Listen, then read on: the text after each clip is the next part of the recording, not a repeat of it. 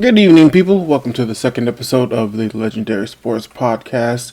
Once again, I'm your host, GSR, and thank you for taking the time to rock with us. Tonight, we're going to be covering the Jerry Jones factor of the Dallas Cowboys.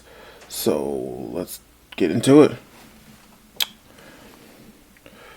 For decades, Jerry Jones has been the face of the Dallas Cowboys. We all know it. He coined the phrase, Tex Ram coined the phrase America's team, but he took it to all whole new levels, like completely new levels, and we all know this. Every year he's at the top of the Forbes billionaire list of the most valuable franchise. He has turned the Cowboys into a mega business, and therein lies a problem. From the business standpoint of just selling merchandise, selling tickets, visibility, popularity, he is everywhere. The Cowboys are insanely successful. As it comes to that bottom line and making money, he is ridiculously successful. And unfortunately, that's what Jerry seems to care about the most these days. No matter how good the team is, how bad the team is, he is going to get his bank. And Jerry, believe me, makes bank. And that's why, in his mind, it's successful. Because it's a successful organization, because it's always sold out. Ratings are always the best. Everybody shows up to the games. They're always on the mouths of every ESPN, Fox News, Fox Sports News. Anything you say, you mention the Cowboys, it brings a whole city out. They're tuned in. You get clicks. They're the definition of clickbait. That's why every time you see if a foreign player gets arrested or retires or spends any time with the Dallas Cowboys, even if it was just for half a season or just training camp, the headline will write former Dallas Cowboy did X, Y, and Z. Why? Because once people see that Dallas Cowboys, they click on it. They know people are going to look at it. They're going to say, "Oh, what's going on here?" And therein lies the problem. They're not really paying attention. And those are the people who Jerry appeals to. And those are the people that Jerry Jones are counting on to drive up his sales and distract you from what he's actually doing to the team is actually hurting it. Jerry Jones as an owner, the businessman Jerry Jones, is widely successful. He is like the Hall of Fame of owners. He's the best owner. Nobody can take that away from him. He's grown the league. He's grown so much. He's made the league so much visible, along with the Dallas Cowboys. But Jerry Jones, the GM, not so much. And that's what we're going to talk about tonight. I think one of the things that people get most frustrated on with Jerry Jones is, like we said, his past glory. Like I said in the intro, the past glory that he once was this genius from the 90s. The 90s that most of us don't even remember. In my lifetime, the Cowboys have won 3 Super Bowls. Do I remember none of them? No. And that's how long ago they were. His last one was in 95. I believe I was 8. I was just getting my football legs underneath me, I didn't understand what it was. So most of my adult life, they've been tragic. Unless you're born in the 80s or 70s, that's been most of our experiences growing up as a Cowboys fan. Filled heartache and tragedy. But people cling to Jerry as this wild maverick that he once was, that he used to be when he was a young man, when he first bought the Cowboys in 1989 and fired Tom Landry, hired Jimmy Johnson. We all know the story. Those 3 Super Bowls in 4 years in the 90s is nothing to sneeze at. I mean, it's incredible. I wish we were old enough to have truly appreciate that and understand how great that team was. But we weren't. That was before our time. And he's been eating off that for a long time. But also, again, people have to realize that was a different Jerry Jones. That Jerry Jones was a maverick. He was a risk taker. He had to do what he had to do to prove himself worthy and make sure he is successful. That Jerry Jones is very different than Jerry Jones that we see today, who was just a conservative capologist. Like, again, that Maverick Jerry Jones is long gone. So, once again, he had this great success in the 90s, as we all know, the 3 Super Bowls in 4 years. We just discussed it. Then the ego tripping came. Then your so-called best friend that you got it out the mud with was getting a little too cocky for you. Got a little too much press for you. So then you let your ego get in the way, and he took down the team. So you fired Jimmy, hired another one of your buddies. You won a Super Bowl with Jimmy's players, and then once it's time for you to be the decision maker, without Jimmy Johnson and all those players have transitioned away, you fell apart. You crumbled under the pressure. It was nothing but miss after miss after miss. You have yet to emulate the success that you and Jimmy Johnson had. You kind of got close with Parcells, another strong-minded coach, but you don't like those coaches. As a matter of fact, you prefer those puppets. This is not new information, but we all know Jerry does not want a strong presence. It's like those dudes. Jerry Jones reminds me of one of those dudes who wants a girlfriend that he can control and manipulate. Not a strong female who will stand up and say, "No, I don't want to eat here. We're going to eat here." That's not Jerry Jones' type. He wants that girl to say, "Okay, hey, you know what? I want Chipotle, so we're going to eat Chipotle, and you better like it." That's the type of person Jerry Jones wants to hire. I do what I say. If you roll with it. If you don't want to roll with it, you can go. That's part of the reason why, actually, that Jason Garrett was our coach for almost 10 years. I mean, he was on the team for over 11, but he was our coach for 9 years. And Jerry kept re-signing him because he was like family. He made Jerry comfortable. He understood the dynamic. He said, "Yes, Jerry. A yes man to Jerry. You tell me to do this, Jerry, I'm going to do it. That's how it's going to go. You want to do this? I ain't going to do that. I got you, Jerry. Jerry, I really think we should do this. No, you don't agree? Okay, fine." But also, Jason Garrett had all the right stuff. He was a former Cowboy. He played the game. Yes, cool. I'm not standing up to you, Jerry. I'm not going to fight with you, Jerry. I know you're the boss. And that's where it stays. And that's the kind of coaches he wanted. Before Jerry was Wade Phillips, a friend of Jerry. From the Dave Campos to Wade Phillips to the most recent coach, Mike McCarthy. Mike McCarthy made Jerry feel comfortable, getting a beer, hanging out. Came over to his house for an interview. Spent the night at his house. That's unheard of. For a head coach to spend the night at the owner's house on an interview, just because they were just hanging out, eating, getting drunk, sharing old war stories, and that's how he got the job. You know what? I like you. Got a good feeling about you. I want to come in the office and kick it with you. I can see that. It's easy. It's a lot easier to do this with you than learning somebody else new and trying to figure out what they're about and seeing if they actually like me, do they like my jokes. It's kind of like, again, it's kind of not to use another dating analogy, not to go all Shannon Sharp on you, but it's like, you can find somebody new, and it's like you can go out and find somebody new to date and, step out your comfort zone, see what you actually like out there, see something new that you might actually like and need to make you a better man. Or you can you can find something that you are comfortable with. Something, go back to your ex or somebody who you already knew forever. That's like, oh, she knows me. She knows how I am, and she's not going to try and change me. And it's just comfortable.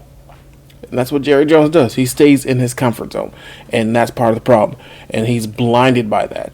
And when you're comfortable and rich, and when you're a comfortable billionaire, nobody's going to come in and tell you no. It's just how it happens. Who is going to come in here and tell you no?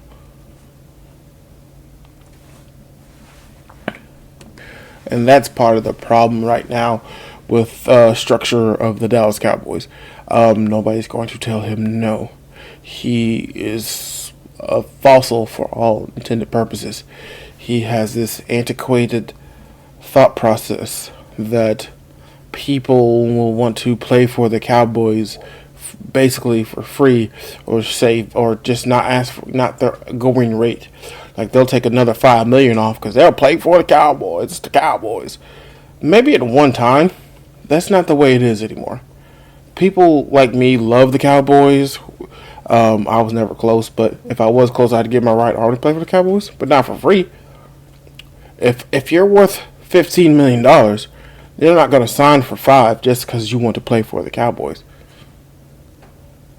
And if that was the case, that's what Jerry would be banking and rolling in free agency, which we all have been clamoring for. But that's not the case anymore. He doesn't want to do that. And you want to know why?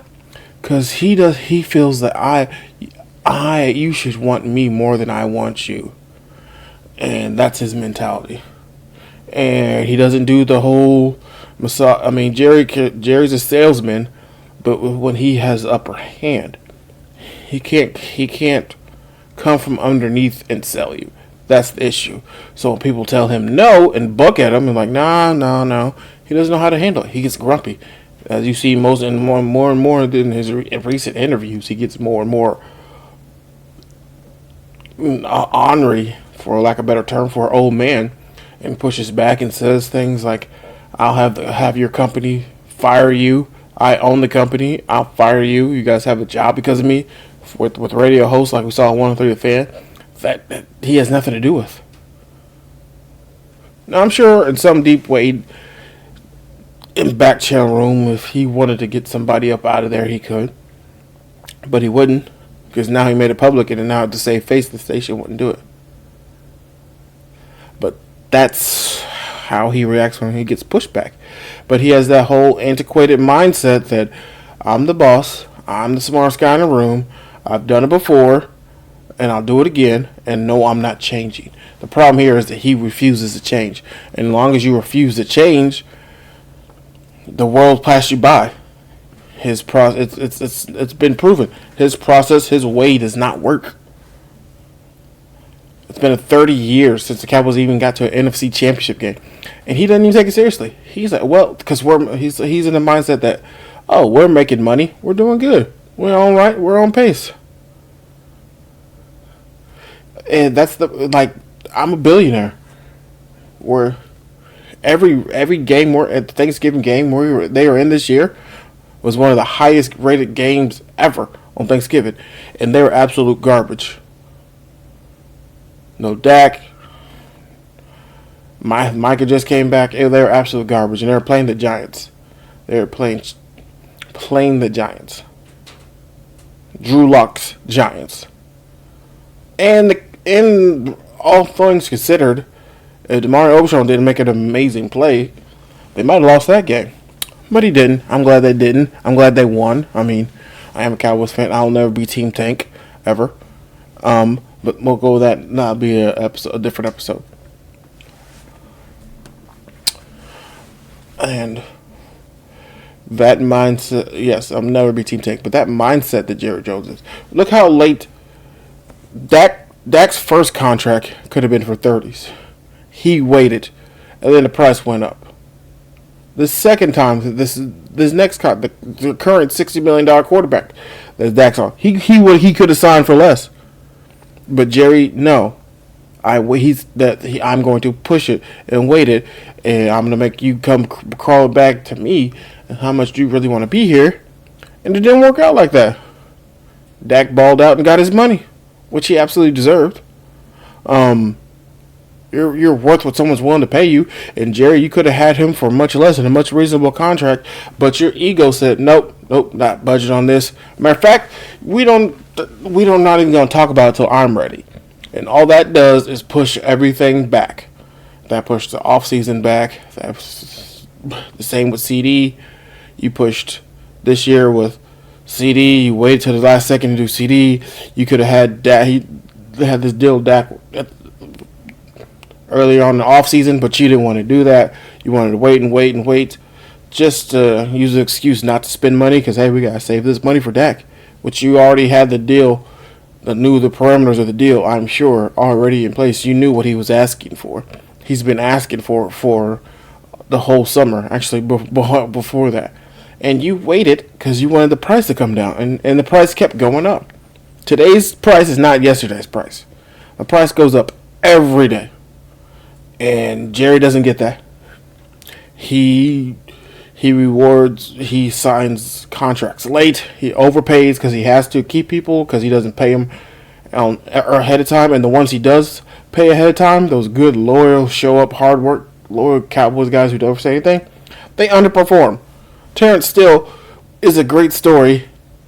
And he signed him to a bigger contract because you figured you can get him cheap and early. And you did, and now you're paying for it. That way does not work. And Jerry just doesn't get that. That's part of being a GM. Owner Jerry, great. GM Jerry, terrible. And that's just, last offseason was a case of that. You lost team starters, you replaced none of them, and you tried to go on the cheap. All you did was go on the cheap. Why? Because your ego and this antiquated way of thinking that I know what I'm doing and I'm going to do it my way, and that's the bottom line. Don't get me wrong. I am no way advocating for us to become the old school Washington whenever the Redskins and go spin. I'm not saying that. I want you to do what Philadelphia did and find the pieces that put you over the top and go all in on those. Not just say, no, they're too expensive. Find you an A.J. Brown to trade for. Why you drafted Devonta Smith. That's what I'm saying. Get you a Montez Sweat. Sign the key pieces. Go out and say, okay, we're close. You know what? Jalen Hurts isn't the strongest passer. We got great weapons, but we're not. His strong suit isn't slinging the rock 40 times. His strong suit is his legs. So let's go lean into what he does best. And when you did that, this is what you did. You went and got Saquon Barkley and leaned into what he did best. And look at him. Saquon could have won MVP this year. Historic year. Instead, they found an area of opportunity that they could be better at, and they went for it. And that's all I want Dallas to do. Say, hey, maybe we can. We actually do need to get better at this. We can't depend on 6th-round draft picks to be our nickel corner and our safeties and our corner. Like we can't depend on a first-round pick that's downtrodden and his confidence down and we're starting a new scheme change who came into off-season hurt to save us. Find the area of need and improve upon it. Don't spend $70 million every year. Credit card bill comes due, you will have to pay. But if you figure out where you're weak at and go spend money, smart money there, and if you spend it wisely, if you say, hey, okay, let me carve out $8 million for actual D-tackle that can play and not Jordan Phillips. You know, not these old broken down guys who can't even play. But an actual legit defensive tackle that not that first tier, but even the second tier for agency. When the price comes down a little bit, Let's go and get that dude. Yeah, not this journeyman. And voila, he fits. Not just one on this undrafted free agent that you really don't want to. You don't want to lose because you want to develop, but he's not good enough to help you now. So you just want him to get through waivers so you can put him on your practice squad. Identify the area of need. Allocate the proper assets to that area of need. Doesn't have to be $70 million in free agency in the first day. But it also doesn't have to be bargain basement, veteran minimum guys who are on their way out the league just because they're former first round picks. You think you can get that out of them and get them the best out of them for that 1 year. That it's proven that doesn't work. You'll have some hits every occasionally, like Brandon Cooks his first year. But the thing with Brandon Cooks is you got his second year. Injury. Missing steps. Doesn't really fit in your offense anymore. And at the time I know I didn't have a podcast up, but I was ecstatic about that trade. Because why? It's something they stepped out their comfort zone. Did I mind that it didn't work? No. I didn't care at all. I mean, I care now, but it was like you actually tried. I think what a lot of the fan base would be more forgiving if they actually tried. If you said, you know what, hey, we're going to kind of like what you did with Amari. Nobody was upset that you traded that first for Amari because it worked. It changed Dak's life. Dak looked terrible. He looked terrible. Dak was struggling that year until he got a bonus. Then when he tried to do this cheap receiver, no number one receiver thing, and then you got Michael Gallup wasn't ready. CD wasn't on the team yet. Then you got Amari. And then wow, Dak looked like an all-pro quarterback. Man, all of a sudden, Michael Gallup is developing a lot faster now because he's not forced to be the number one guy. Then you draft CD, and then you're off to the races. Those are the type of moves like you identify a desperate need a receiver. You got a young stalwart in Amari who is a route technician and worked perfectly with Dak. And Dak got along with Dak. Dak liked. That's the kind of move that we're saying. I'm saying to make. And I think that's the kind of move that'll be beneficial to them going forward. But that's where I'm coming from in this. Thank you again. My name is GSR. Thank you for rocking with me on this legendary sports podcast. Again, we're getting this thing going. I'm going to come at you weekly. Give me a like and subscribe. Please support. Follow all my social medias are in my bio. Please tell a friend. We're getting this thing going. We're going to grow together. As always, be safe. Spread love. You don't know what anybody's going through, so give him a smile. Give him a hug. Tell him, nigga, keep chin up, kid. You're going to make it. All right? Have a great week. Get into it.